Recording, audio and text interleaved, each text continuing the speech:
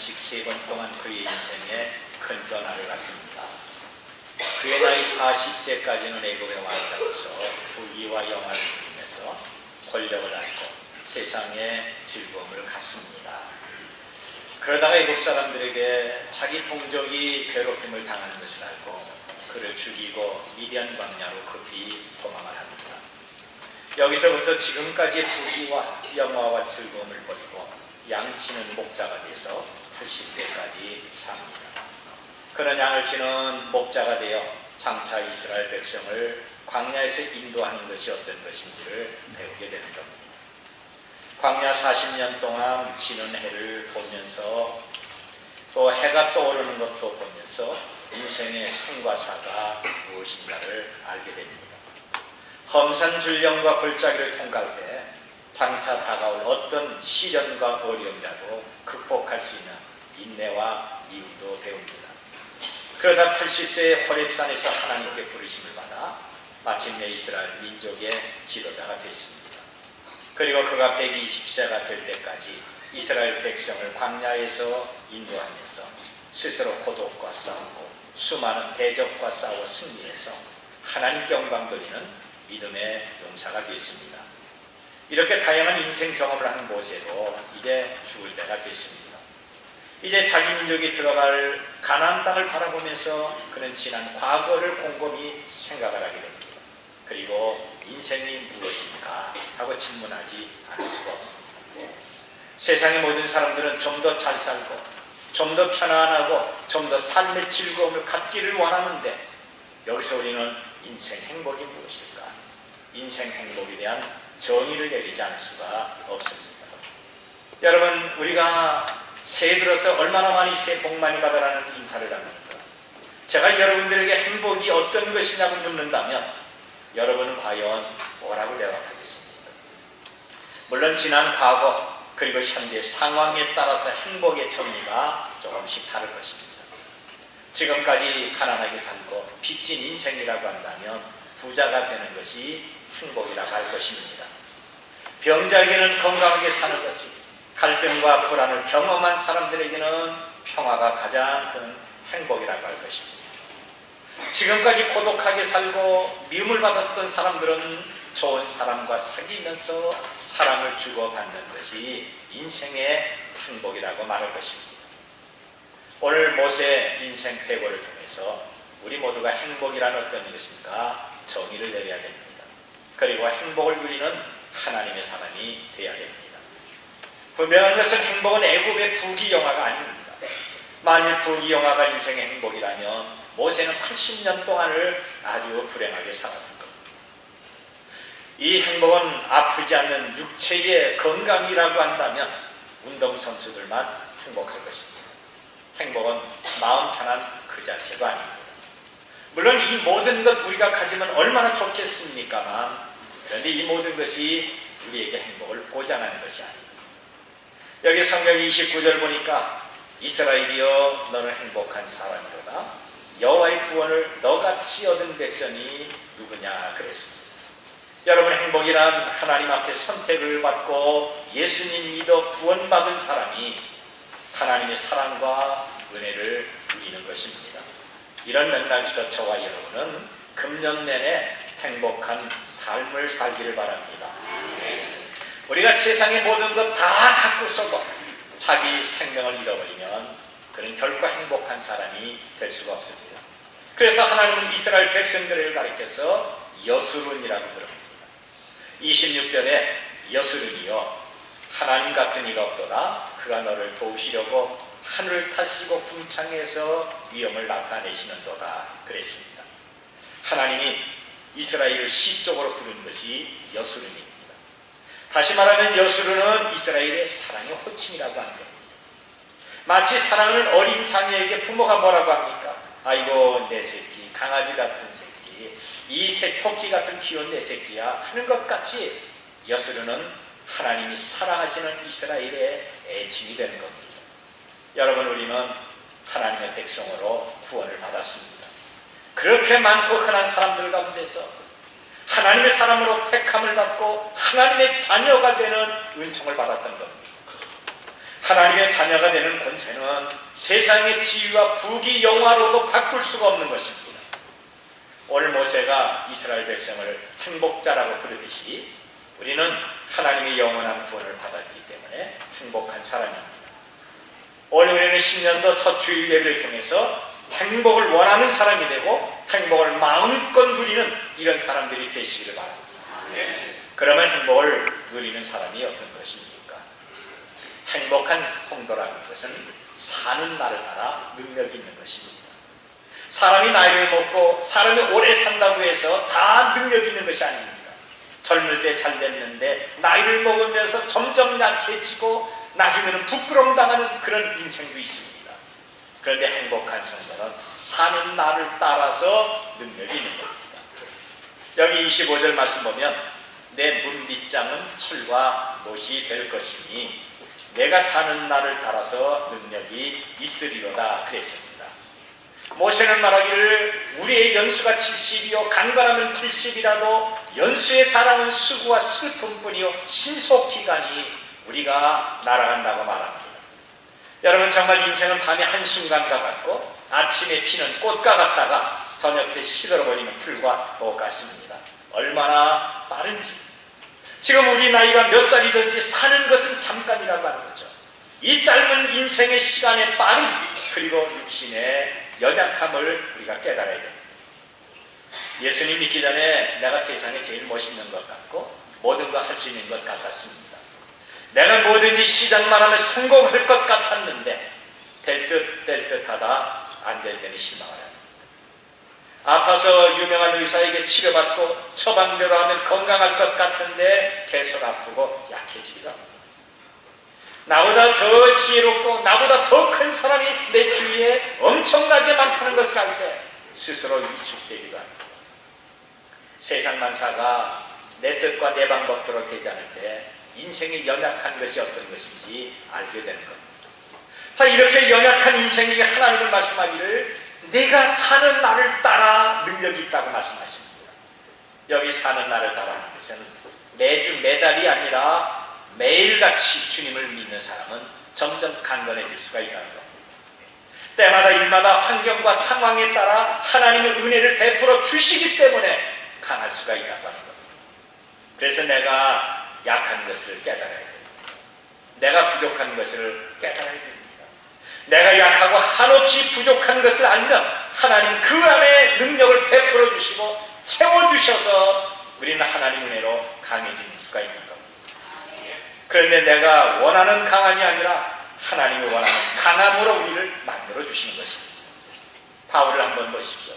죽은 자를 살렸습니다. 병든 사람을 고쳐줬습니다.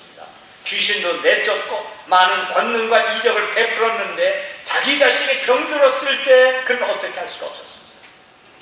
예수님께 자신의 아픔, 지금 자기가 겪고 있는 육체의 아픔과 질병을 고쳐달라고 간절히 기도합니다. 예수님, 제가 다른 사람도 고쳐주는데 제가 아프면 무슨 당신입니까? 사람들이 자기 병도 고치지 못하는데 어떻게 다른 사람을 고치겠느냐 그렇게 말할 것입니다. 제발 저희 병을 고쳐주세요. 그러면 제가 복음을 위해서 살겠습니다. 3번이나 간절히 기도했습니다. 그런데 주님은 고쳐주지 않습니다. 그에게 말씀하기를 야 그만해라. 네가 약할 때 내가 능력 주면 되잖아. 네 약함 가운데서 내 능력이 나간다. 그래서 바울은 기뻐했던 겁니다. 여러분 내가 약한 것을 알 때 거기서 하나님의 능력이 온전하게 나타나게 되는 겁니다. 나는 완전하고 나는 부족한 것이 없고 나는 강하다고 생각할 때 전능하신 하나님의 능력은 절대 나타나지 않습니다. 나는 부족합니다. 나는 약합니다. 나는 아무것도 할 수 없습니다. 그리고 겸손히 주의 이름에 무릎을 꿇고 하나님의 도우심을 간구할 때 바로 거기에 능력이 임하게 되는 겁니다. 사망의 음침한 골짜기를 통과하는 고난과 두려움이 있을 때 하나님이 지켜주시고 잔에 소득이 넘치도록 우리를 도와주신다는 겁니다.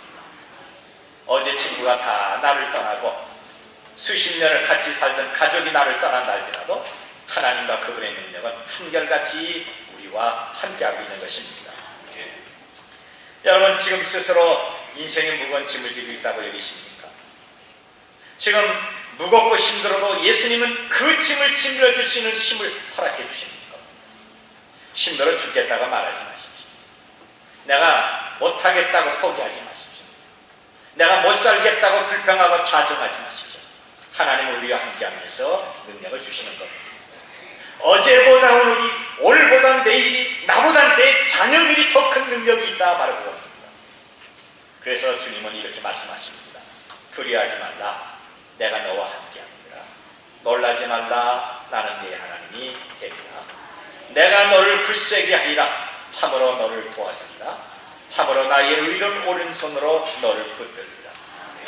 여러분, 우리는 한없이 약해도 전능하신 하나님은 그분의 능력을 아낌없이 우리에게 쏟아부어 주십니다. 나를 잡아주시고 나를 굳게 하시며 도우시는 하나님 은혜가 저와 여러분 가운데 금년 내내 있어 주시길 바랍니다. 그 은혜를 경험하도록 하십시오. 우리에게 어떤 일이 일어날지 아무도 예측 못하지만 그러나 전능하신 하나님이 우리와 함께 하심으로 우리는 행복한 성도임을 믿으시길 바랍니다. 그리고 두 번째는 행복한 성도는 영원하신 하나님의 보호를 받습니다. 행복한 성도는 사는 날을 따라 능력이 있습니다. 그리고 영원한 하나님의 보호를 받는 것입니다. 27절을 보면 영원하신 하나님이 내 처소가 되시니 그의 영원하신 팔이 내 아래 있도다. 그가 네 앞에서 대적을 쫓으시며 멸하라 하시도다 그랬습니다.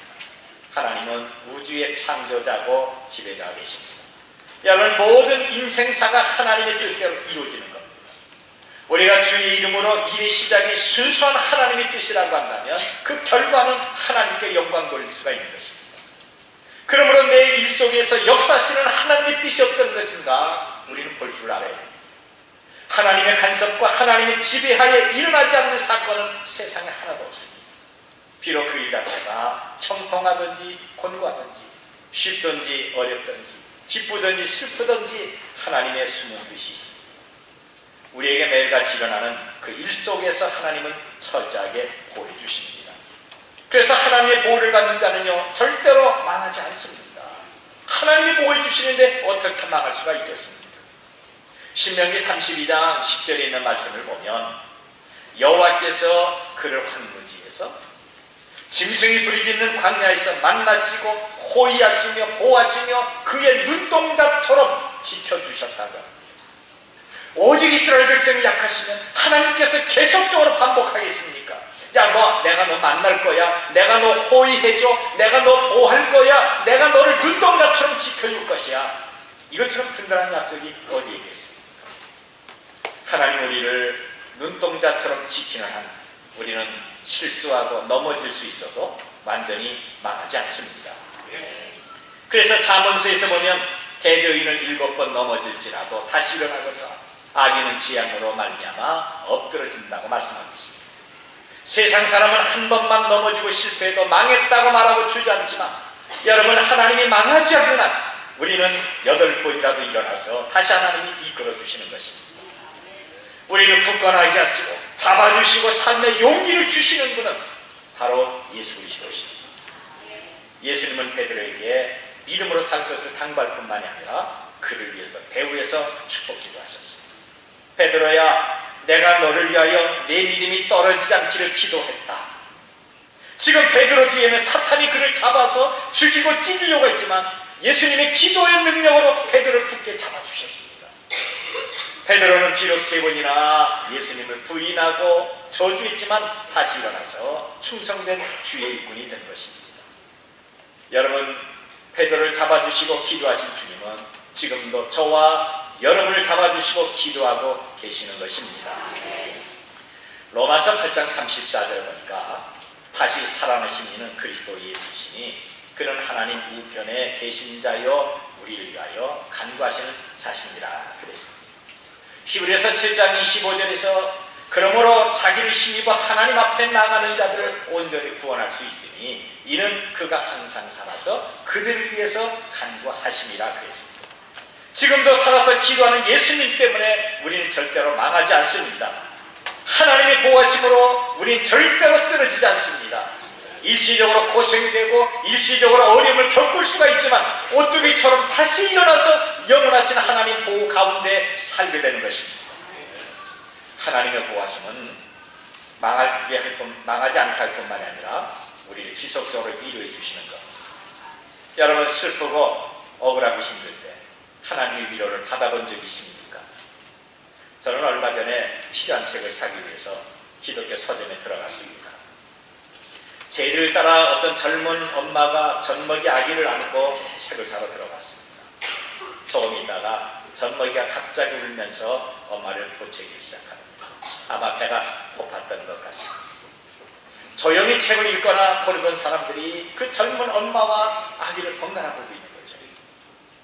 이 조용한 서점에서 시끄럽게 우니까 빨리 나가든지 아니면 아기를 어떻게 해보라는 것입니다. 그런데 이 엄마가 아무 말도 없더니 그 아이를 달래줍니다. 그리고 한쪽 구석에 가서 젖을 먹이는 겁니다. 시끄럽게 울던 아기는 엄마 젖을 빨면서 슬그머니 잠이 듭니다. 자, 그 모습을 주의 있게 봤습니다. 여러분, 이 아이에게는 엄마의 품과 젖이 큰 위로가 되잖아요. 그렇습니다. 우리에게도 하나님의 따뜻한 품과 위로가 있는 것입니다. 이사야서 66장 11절에 있는 말씀을 보면 너희가 젖을 빠는 것 같이 그 위로한 품 안에서 만족하고 젖을 넉넉히 빤 것 같이 그 영광의 풍성함으로 말미암아 즐거워하리라고 했습니다. 우리가 힘들 때마다 하나님의 위로를 기억하도록 하십시오. 삶의 번고와 갈등과 좌절 가운데서 마치 엄마가 어린아이를 달래듯이 하나님의 위로의 품이 저와 여러분에게 있음을 기억하도록 하십시오. 그래서 하나님 위로의 품 안에서 범사에 감사하며 새로운 힘을 얻도록 하십시오. 고린도후서 1장 3절 말씀 보니까 우리 하나님은 자비 아버지시고 위로의 하나님이라고 했습니다. 환난과 질병과 곤고함이 있을 때마다 내 인생에 어떤 문제가 있을 때마다 하나님의 넓은 위로의 품이 우리의 보호처가 되심을 믿도록 하십시오. 하나님의 보호는요 단순히 위로로 끝나는 것이 아닙니다. 우리를 더 보배롭고 존귀한 자녀로 높여 세워주시는 겁니다. 이사야서 43장 4절 보니까 네가 내 눈에 보배롭고 존귀하며 내가 너를 사랑하였음즉 그랬습니다. 사람의 외모는 나이를 먹을수록 주름이 생기고 볼이 처지고 탄력이 없어집니다. 때로는 약함과 가난과 외로움이 있어도 하나님은 변하지 않고 우리를 보배롭고 존귀하게 여기시며 변하지 않고 사랑하고 있습니다. 그래서 예수님을 십자가에 죽여서까지 우리를 구원해 주신 겁니다. 여러분, 이것보다 더 큰 사랑과 더 큰 은혜가 어디 있겠습니까? 이제 우리는 전능하신 하나님의 사랑을 받는 주의 자녀들입니다. 지극히 작은 일 가지고 슬퍼하거나 두려워하지 마십시다. 세상 일 가지고 낙심하거나 불평하지 마십시다. 영원하신 하나님의 팔이 우리의 보호처가 되시는 겁니다. 모세는 높은 느보산 꼭대기에서 장차 이스라엘 백성이 들어갈 가나안 땅을 보면서 영원하신 하나님이 내 처소가 됩니다. 영원하신 팔이 너희를 지키리니 너희는 행복자라고 말씀하고 있습니다. 이스라엘 백성을 애굽에서 인도하시고 광야에서 도와주지 않았다고 한다면 그들은 다 멸망했을 것입니다. 이것은 오늘 우리도 마찬가지입니다. 지난 과거부터 오늘의 이르기까지 하나님이 나를 도와주지 않았다고 한다면, 하나님이 나를 너 몰라보고 내버려뒀다고 한다면 우리는 벌써 멸망의 나라로 떨어졌을 것입니다. 이제 현실만 보지 말고 내 옆에서 함께하면서 은혜 주시는 하나님을 보도록 하십시다. 이제는 배불리 먹을 수 있는 오병이어만 보지 말고 그것을 만드신 예수님을 바라보도록 하십시다. 세상과 세상 일 보고 사람 보면 실패하고 실망도 하고 고통스럽지만 내 곁에서 역사하시는 주님을 볼 때 절대로 불행하거나 망하지 않는 걸 경험할 수가 있습니다. 그리고 마지막 세 번째로 보면 행복한 성도는 기쁨이 충만합니다. 여러분, 성도는 사는 나라 따라 능력이 있고 영원하신 하나님의 보호를 받습니다. 그리고 기쁨이 충만한 것입니다. 여기 29절 보면 이스라엘이여 너는 행복한 사람이로다. 여호와의 구원을 너같이 얻은 백성이 누구냐? 그는 너를 돕는 방패시요 내 영광의 칼이시라 그랬습니다. 여러분, 왜 성도는 행복을 기쁨으로 누리게 되는 것입니까? 하나님이 우리 인생의 모든 대적을 다 내쫓아서 그런 거죠. 승리하는 사람이 어떻게 슬퍼하고 좌절하고 탐식할 수가 있겠습니까? 승리하면 거기는 기쁨이 있고 잔치가 있는 것입니다. 하나님이 우리 인생의 대적을 내쫓으시니까 우리는 기쁨을 누릴 수가 있는 거죠. 여기 27절 보면 영원하신 하나님이 내 처소가 되시니 그의 영원하신 팔이 내 아래 있도다. 그가 네 앞에서 대적을 쫓으시며 멸하라 하시도다 그랬습니다. 상한 갈대와 같이 정말 약한 이스라엘이었지만 하나님이 그들을 대신하여 싸우심으로 이기게 만드셨습니다. 오늘 믿음으로 인생길을 걸어갈 때 하나님의 도우심으로 늘 승리의 기쁨을 누리는 우리들이 되시길 바랍니다. 그리고 그 하나님은 우리를 안전하게 보호해 주시기 때문에 기쁨이 있습니다. 하나님이 승리뿐만 아니라 우리 삶 자체가 안전하게 하나님이 만들어 주시니까 기쁨이 있다 말하는 거죠. 비바람이 치고 천둥 이는 밤에 절벽의 조그만 구멍 안에서 조용히 잠자는 이런 새도 있습니다. 우리의 삶에 돌발적인 재앙도 있고 부끄러워서 말 못할 일이 있다 할지라도 하나님은 우리를 안전하게 보호하심으로 평화를 누립니다. 성경을 보면 하나님이 나의 방패고 산성이고 요새라고 있습니다. 그렇습니다. 하나님은 저와 여러분에게 견고한 방패가 됩니다. 모든 환난과 사탄의 역사를 막아주시며 우리의 생명을 보호하시는 견고한 방패입니다. 그리고 하나님은 우리의 산성이 되십니다. 사탄이 죽이려고 멸망시키려고 혈안돼도 견고한 산성이 되므로 그 안에서 안전하게 살 수가 있습니다. 우리 주님은 견고한 문빗장으로 철거한 노치 돼서 그 안에서 안전하고 평안하게 살며 기쁨을 누릴 수가 있다고 하는 겁니다. 그리고 하나님은 요새십니다. 요새는 많은 군사들이 주둔하고 지키듯이 천군 천사가 우리를 지켜주며 보호함으로 우리는 평안을 누릴 수가 있습니다. 여러분, 그 결과 어떻습니까? 풍족한 복도 누리게 된다고 하는 겁니다. 하나님은 우리에게 기쁨을 주는데 어떤 기쁨이냐? 풍족한 축복을 누리는 기쁨입니다. 28절을 보면 이스라엘이 안전히 거하며 야곱의 샘은 곡식과 새 포도주의 땅에 홀로 있나니 곧 그의 하늘이 이슬을 내리는 곳에로다 그랬습니다. 이스라엘은 하나님의 축복을 받아 가나안의 곡식과 포도를 얻습니다. 그리고 메마르지 않도록 하나님이 그곳에 이슬을 촉촉하게 내려주셨습니다. 너희가 지금까지 광야 40년 동안 얼마나 고생했니? 이제 내가 주는 은혜로 복을 누리며 행복하게 살 것이다. 하나님의 약속 가운데 풍족하고 행복한 삶을 살게 되는 것입니다. 여러분, 작년에 어떻게 살았던지 지웁시다. 금년에는 영원하신 하나님 나라를 바라보도록 하십시다. 그곳에는 모든 것이 풍족한 것입니다.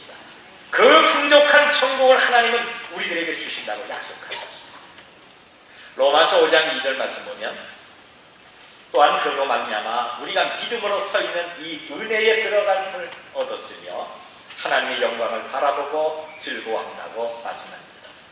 우리가 영원한 하늘의 처소를 사모하면 힘들고 어려워도 감사하면서 얼마든지 기뻐할 수가 있지 않습니까? 세상을 보면 환난이 있습니다. 어려움도 있고 고통도 있고 아픔도 있습니다. 세상은 가난도 있고 눈물도 있습니다. 그러나 우리에게는 영원한 하나님 나라가 있습니다. 구속받은 우리에게는 영원한 행복이 보장되어 있다 바로 그겁니다. 이제 인생을 걱정하지 마십시오. 내가 무엇을 먹을까? 어떻게 살까? 미리 염려하지 마십시오. 내가 사는 하루하루 시간마다 하나님의 은혜로 나와 함께 하심을 믿도록 하십시오. 이제 저와 여러분이 할 일은 예수님을 뜨겁게 믿는 것과 그분을 위해서 감사로 헌신하는 것이 남았습니다. 주께서 나에게 맡기신 믿음의 사명을 잘 감당하는 성도에게는 행복이 보장되어 있는 것입니다. 비록 우리가 돈도 없고 지금 내가 건강도 없고 지금 명예와 권세도 없고 지금 배운 지식이 없다 할지라도 예수님 믿는 우리에게는 세상에서 바꿀 수 없는 영원한 행복이 보장되어 있습니다. 왜 우리가 행복한 사람입니까? 사는 날을 따라 하나님의 능력이 있기 때문에 그렇습니다. 미래의 확실한 소망과 영원한 하나님의 보호가 있습니다. 하나님의 보호를 받으면 망하지 않습니다. 위로의 품 안에서 마침내 존귀하게 되며 행복을 누리게 되는 것입니다.